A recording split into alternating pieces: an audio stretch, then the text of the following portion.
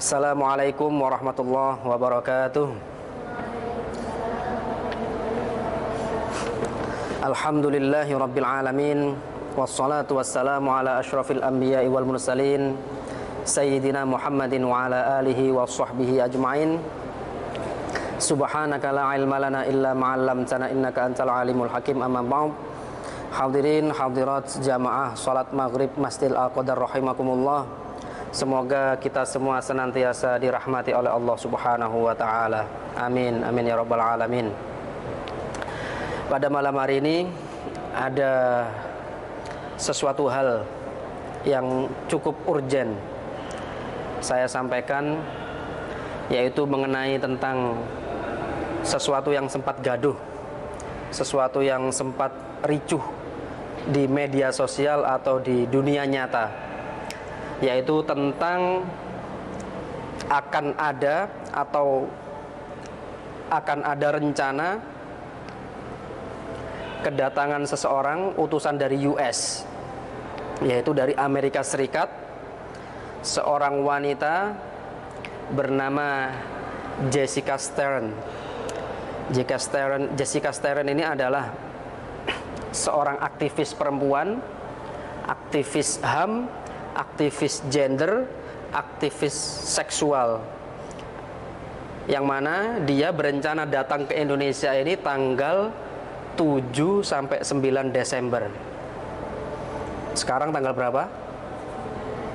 Berarti harusnya dia sampai tanggal 9 ini, dari tanggal 7 kemarin sampai tanggal 9 ini harusnya dia ada di Indonesia.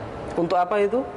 Dia berencana datang ke Indonesia untuk mengkampanyekan tentang kebebasan HAM dan LGBTQ+. Itu misinya dia. Datang atas dasar utusan daripada US, daripada Amerika Serikat, untuk mengkampanyekan kebebasan HAM dan LGBT. Namun alhamdulillah, sampai tanggal 9 ini, dari tanggal 7 kemarin sampai tanggal 9 ini, Jessica Stern tidak jadi datang ke Indonesia karena banyak ormas yang telah menolak, yang telah memboikot rencana kedatangan Jessica Stern ini.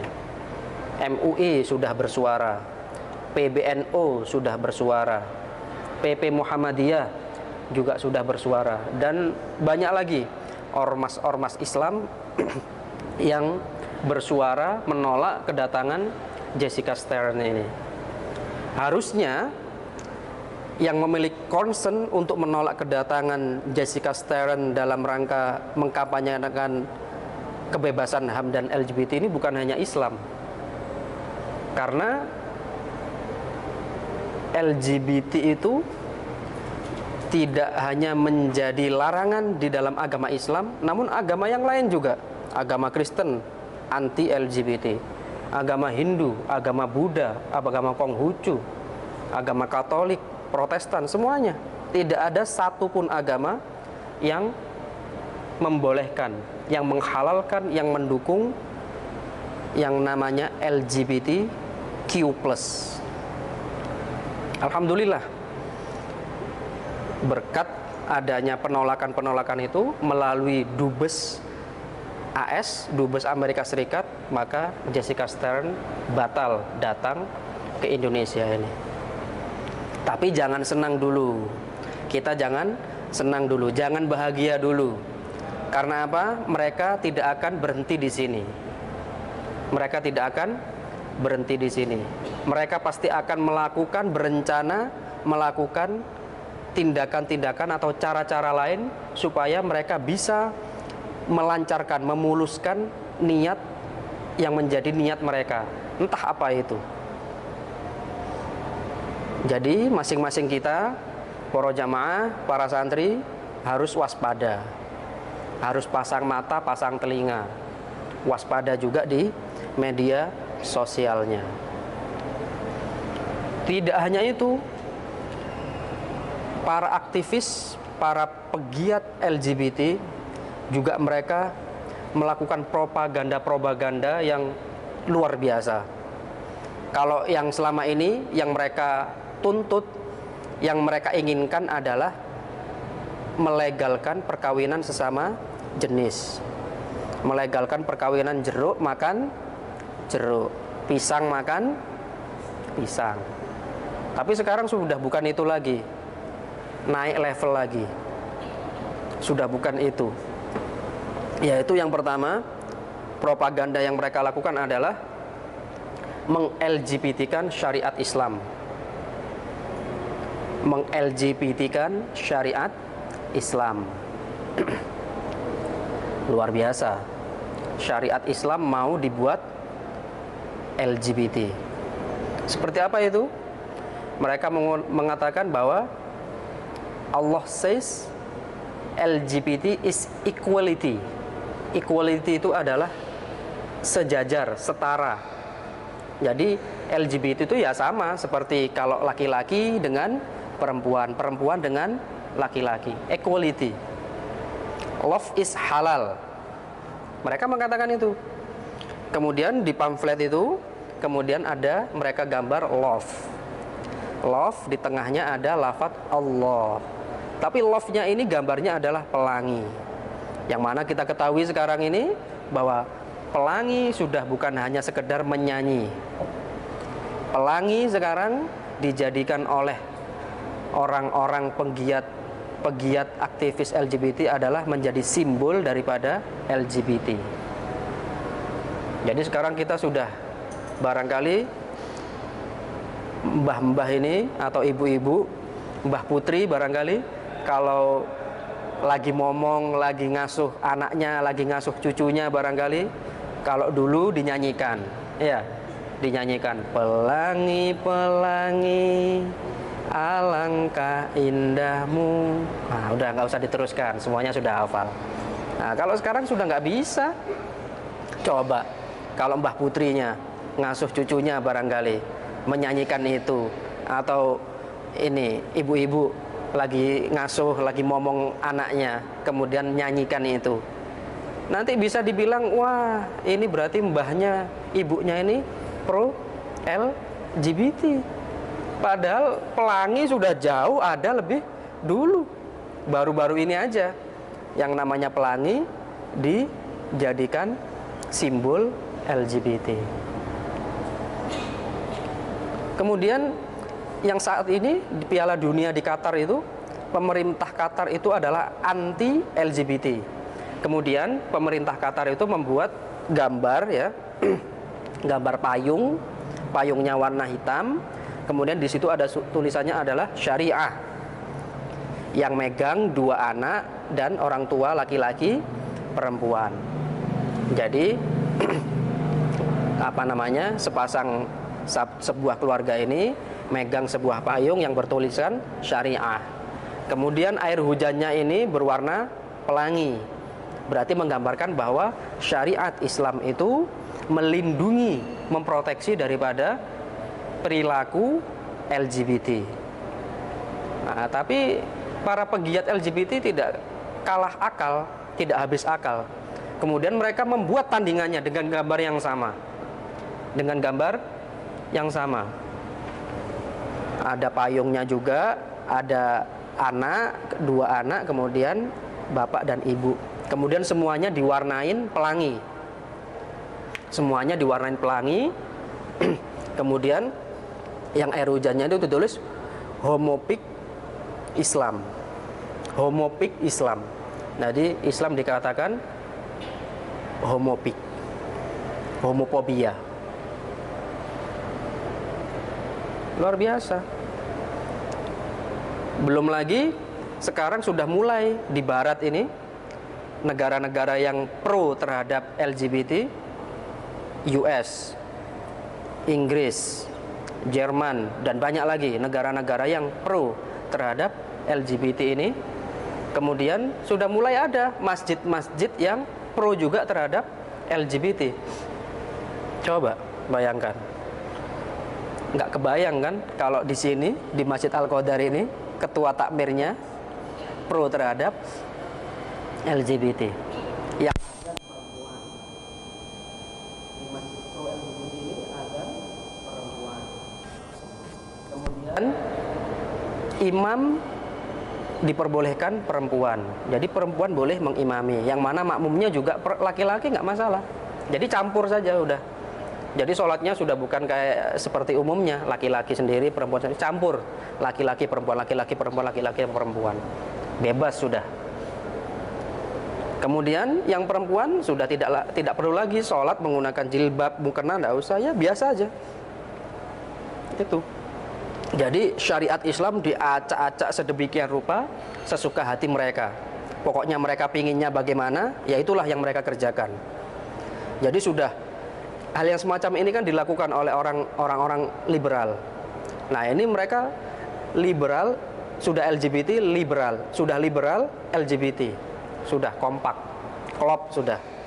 Dua aturan ini, dua kelompok ini. Ini LGBT syariat Islam, meng-LGBT-kan syariat Islam. Udah dicampur, udah kayak urap-urap, kayak nasi, urap-urap, terus dibikin syariat gado-gado sesuka mereka.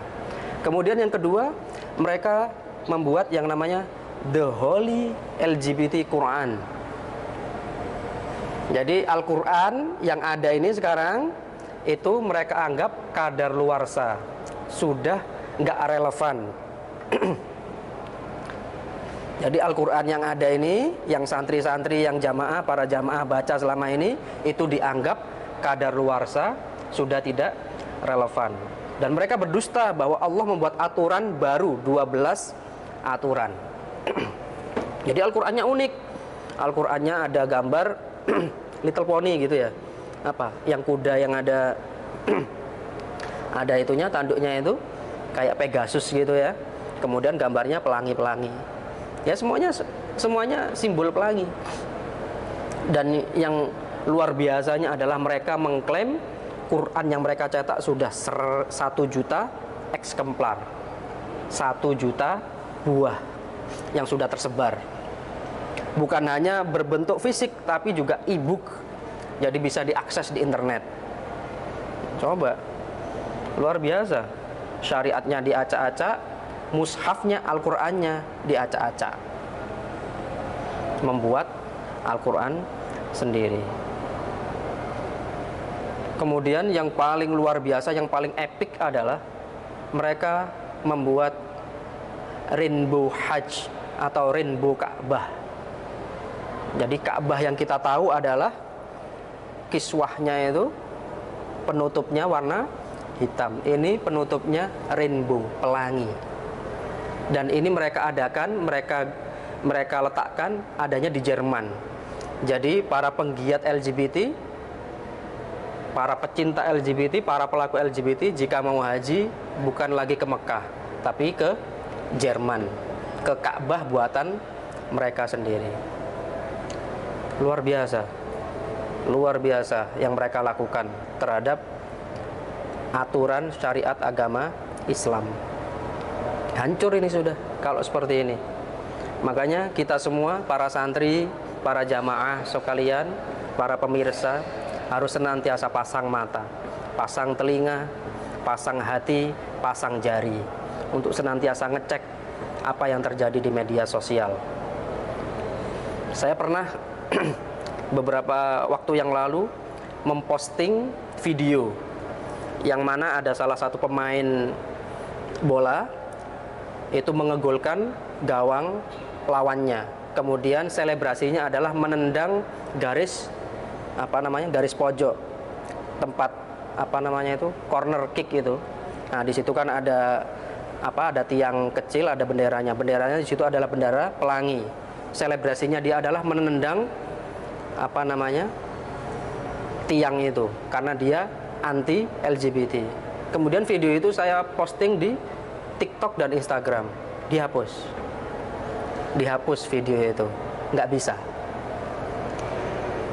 Makanya nanti para jamaah monggo dicek, santri yang bisa pegang HP coba dicek di Instagram, di TikTok atau di banyak media sosial, coba. Tapi jangan sampai terpengaruh. Na'udzubillah tsumma na'udzubillah. Karena Kita bukan memusuhi orang yang ada kelainan dalam hal seksual, bukan. Tapi kita memusuhi langkah-langkah yang seperti ini. Bahwa di dalam agama Islam sudah jelas Allah menciptakan Adam dan Hawa, bukan Adam dan Aska, bukan Maryam dan Hawa. Allah menciptakan Adam dan Hawa. Ayatnya sudah banyak sekali. Di surat Al-A'raf ayat 80, di surat Asy-Syu'ara banyak sekali yang bermakna ngapain kamu mendatangi sesama laki-laki, padahal Allah menciptakan wanita untuk dijadikan istri. Maka kamu termasuk orang-orang yang melampaui batas. Di surat Al-A'raf Allah mengatakan ngapain kamu melakukan hal itu, yang mana perilaku itu belum pernah sama sekali dilakukan oleh umat-umat terdahulu. Maka hati-hati kita mengawasi para santri, harus hati-hati mencari idola, mencari panutan. Para jamaah bisa mengontrol, mengawasi anak cucunya siapa yang diidolakan. Karena apa, sekarang pemain bola di Piala Dunia ini sudah banyak yang mendeklarkan, yang menyatakan bahwa dirinya adalah seorang gay. Penyanyi sudah banyak yang mendeklarkan dirinya adalah seorang gay atau lesbian. Artis, mau artis luar atau artis Indonesia, sudah banyak. Apalagi biasa kita sebut kalau laki-laki yang kayak gitu itu laki-laki yang tulang lunak, tulang presto. Barangkali sekali dua kali kita melihat orang kayak gitu lucu, unik. Tapi hati-hati, perilaku yang seperti itu kadang-kadang nular. Apalagi putra-putri kita barangkali ngefans terhadap salah satu idola, salah satu penyanyi, salah satu dancer. Wah, itu keren. Awalnya suka, kemudian ditiru gayanya, ditiru penampilannya, lama-lama ditiru perilakunya. Bukan hanya perilakunya, kemudian nanti seksualitasnya dan macam-macam. Bahaya. Maka LGBT ini seperti virus yang selama ini barangkali kita seperti virus corona, nggak kelihatan. Tapi kalau ini di depan mata, nyata, kita bisa menyaksikan. Maka kita harus hati-hati, para santri, para jamaah, kita jaga anak cucu kita dari virus LGBT, bahaya. Kita tidak memusuhi orangnya. Kalau kita misalkan di sekolah atau di rumah, ada tetangga kita, ada teman kita yang barangkali kok kayaknya agak lain, ya kita nasihati, kita ajak ke ustadz atau ke psikolog, bahwa kita yakinkan bahwa ini tidak betul, ini menyimpang. Menurut agama manapun ini menyimpang. Bahwa dia punya hak asasi manusia, iya, dia punya hak bekerja, hak bersosial, itu bebas.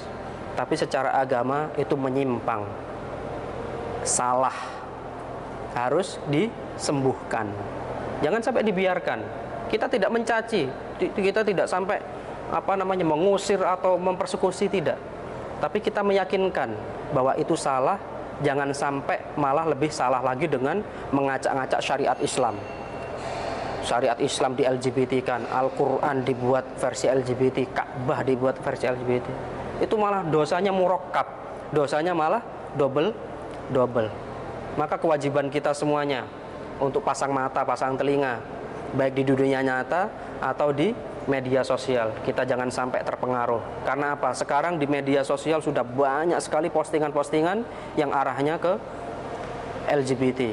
Bahkan perusahaan-perusahaan besar, saya tidak perlu menyebut namanya, itu juga sudah banyak yang pro terhadap LGBT ini. Kita juga harus awas. Kita harus hati-hati dengan produk itu. Selama kita bisa menghindari, kita hindari. Kita beli produk yang tidak pro terhadap LGBT. Masih banyak produk yang anti terhadap LGBT. Semoga kita semua, diri kita, keluarga kita, anak cucu kita dilindungi oleh Allah Subhanahu wa taala, dikuatkan akidahnya, dikuatkan imannya, dikokohkan Islamnya, sehingga terhindar daripada virus-virus yang nyata di depan mata. Amin, amin ya rabbal alamin. Moga-moga yang singkat ini bermanfaat. Subhanakallahumma bihamdika asyhadu an la ilaha illa anta astaghfiruka wa atubu ilaik. Wassalamualaikum warahmatullahi wabarakatuh.